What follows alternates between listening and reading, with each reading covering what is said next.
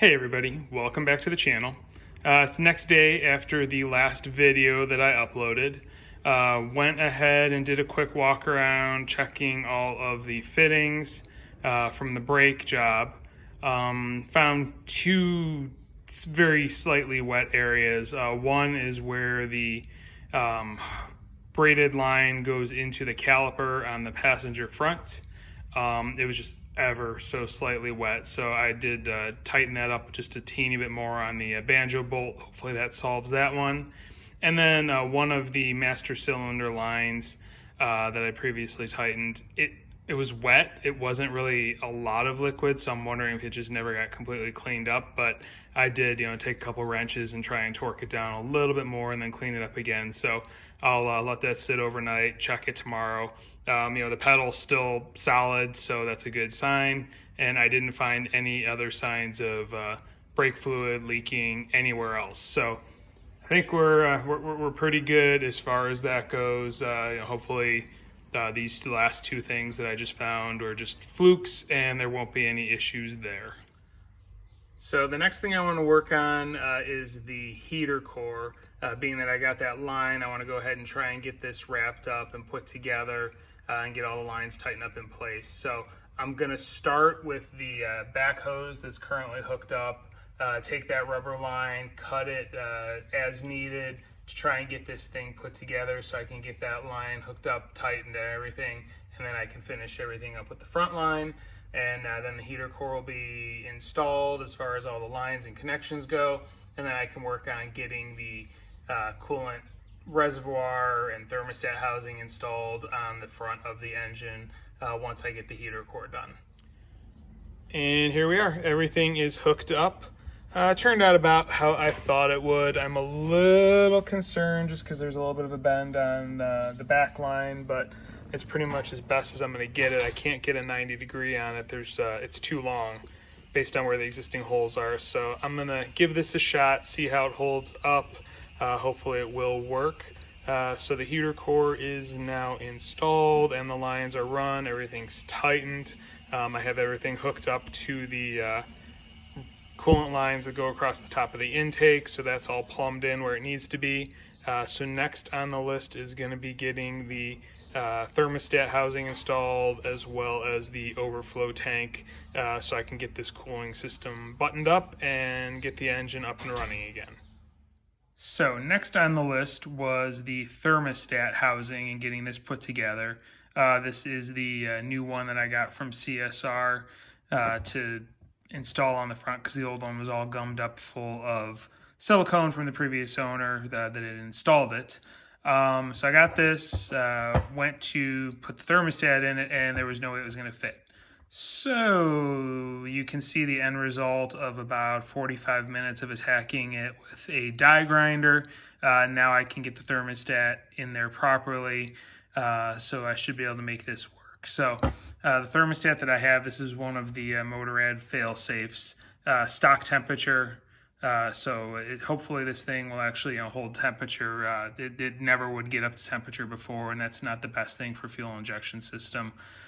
So that'll be nice to see if I can get this thing to actually run properly instead of pig rich all the time. So next on the list is to go ahead and get this installed on the front. As you can see, it's got an O-ring here for where the heater line is. This O-ring goes around here, and then it presses up, pressure holds it up against the intake manifold, and that O-ring should keep the coolant in place. Hopefully, in theory, we'll see.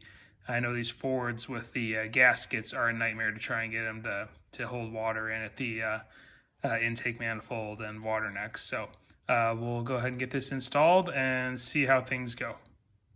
All right, so totally pissed off right now. Went to install the thermostat housing, and one of the bolt holes is completely stripped out. Not sure how I missed this when I took it apart earlier, but the one down below, which of course is the one that you can't get to with the water pump on, there is just no thread in here. Try putting the bolt in there and there's nothing for it to bite to. So now I am at a point where I need to figure out how in the hell I'm going to fix this problem. The top one, which you can't see, but it's right up here, that one, it's fine. The threads are perfect, but yeah, the one down low, no threads, so I can't get this thing to torque until I get that figured out. So I don't know if I'm gonna have to pull this intake back off, which that's gonna be great, or if maybe I just bite the bullet and pull the water pump off, although I think the front cover will still be in the way. I just kind of need now to sit back and think about how I want to address this issue before I go any further on the front of the motor. So gonna call it a day right now since there's not much more I can do, and I need to figure out this problem. All right, so it's been a few days since the last clip. Was thinking about what I'm going to do about this thermostat housing issue and whatnot, and had a couple ideas that I wanted to try. So first thing, I did try getting a 7/16 bolt that was a little bit longer, or a 5/16 bolt that was a little bit longer, because it seemed like there might have been a little bit of thread at the end of the hole that was salvageable. Put it on, tried tightening it down. It started to tighten and then it spun, so wasn't enough thread there. So it looks like I am at the point where I'm gonna have to tap it and use an insert of some sort to repair it. Downside is, like I said previously, water pump and timing cover are in the way of that bottom hole. There's no way to get to it with those things installed currently. So I either have to take the intake manifold off or take the front of the motor off. So I did go ahead and get a helicoil kit because when I looked online, this kit seemed to be the best choice for repairing thermostat housing bolt holes because this is a common issue on these engines, and there is only so much thread to work with. That seems to use the smallest hole that has to be opened up to get a threaded insert in there for the bolt to bite into. So it looks like that's the route that I'm going to have to go. I did get the kit today. I ordered it a few days ago just because I figured I was going to need it, so I at least do have that. I'm going to mess with that a little bit and see what I can do. Also found, still have two very minor brake leaks. One, the passenger front caliper where the hose bolts to the caliper seems to still be leaking. Ever so slightly. It's just basically getting wet. It's not dripping or anything under pressure, but it's enough to just seep ever so slightly. So I might have to take that apart. Thinking I might have to take that bolt or the hose off, take the bolt out.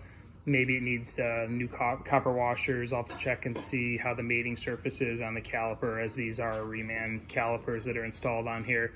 Maybe there was a piss poor job done when it was remanufactured, who knows. The other one is one of the lines that was part of the master cylinder setup. That one I was able to get in there with a longer combination or a longer adjustable wrench, and I got it to torque down more, cleaned it up, stomped on the brake pedal quite a few times, checked it, and it seems to be dry now. So I think that one's resolved. So it's going to leave the right front caliper seems to be my only brake leak at this point in time. So I need to get that addressed as well. So I'm going to sit here and mess around with this intake manifold a little bit and see if I can figure out a way to maybe get it tapped for that helicoil while it's still installed in the car, but I don't see that happening. All right, so desperate times, desperate measures. Being that I had this helicoil kit, I was really looking at it thinking, I wonder if I cut down the tap, if I can make it work. So here you can see the remnants of the tap that came with the helicoil kit.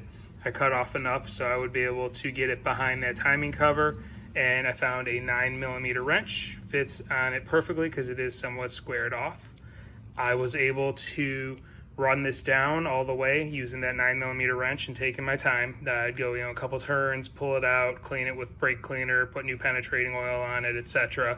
And I was able to get it tapped just fine that way.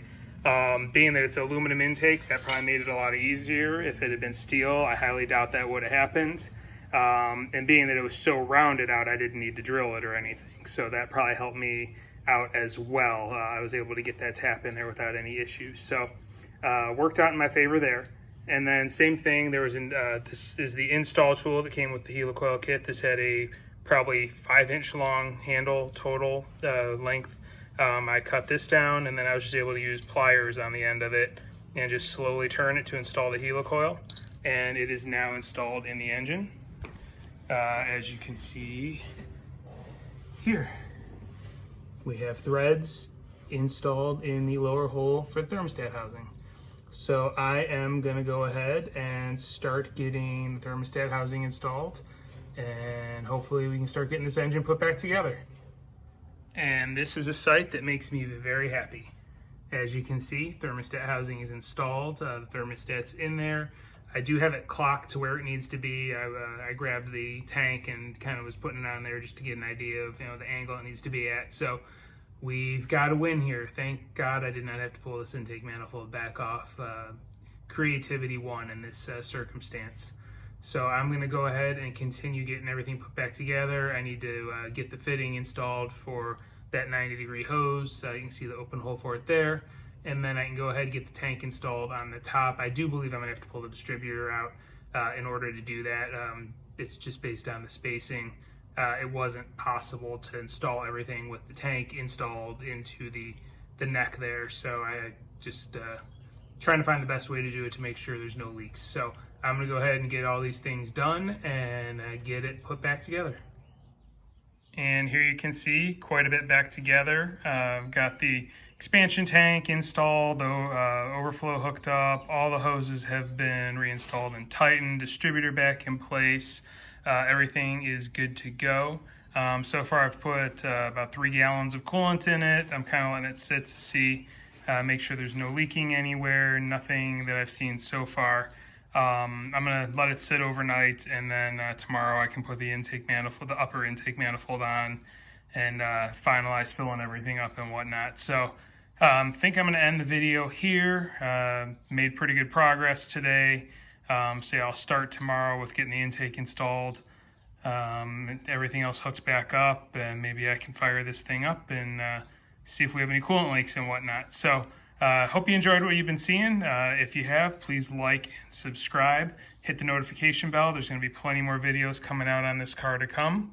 Thank you for watching, and have a great day.